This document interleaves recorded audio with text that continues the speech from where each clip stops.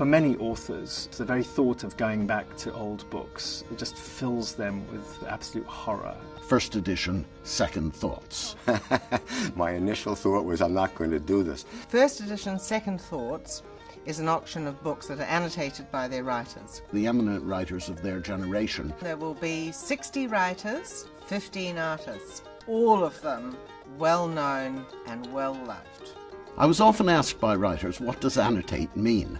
And the answer is, it means whatever you want it to mean. What we have asked them to do is to write in their own books. I was dumbfounded. This seems to be a ridiculous thing to try to accomplish.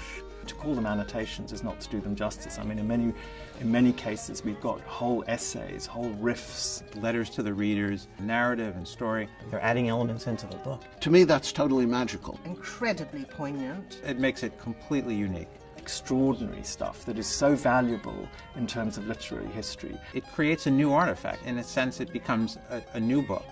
I think what these books make you feel in most cases is that you are in intimate and private conversation with the author.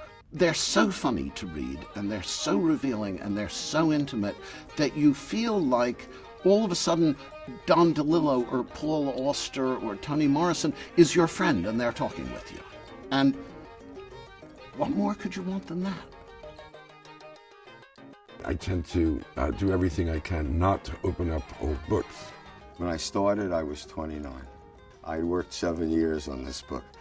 I couldn't bear to reread it. I had not opened The Power Broker for 40 years since it came out.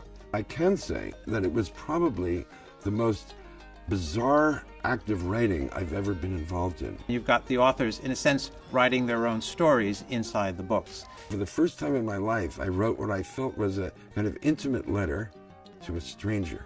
It was a very moving experience. Why do writers say yes? I believe in pen ardently, and it's very important to me. So anytime I have a chance to help pen, I want to. It's really the only human rights organization defending writers in the world. I would do anything for pen, and this is such a noble cause.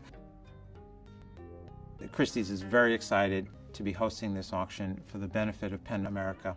This will be taking place here in our rooms on the evening of December 4th, 2014. And the books will also be on public view for the 5 days leading up to the auction. Once they're sold, they're going to go floating off everywhere. People really should take the time to go down and look at the books before they're sold at the auction, because they are marvellous things.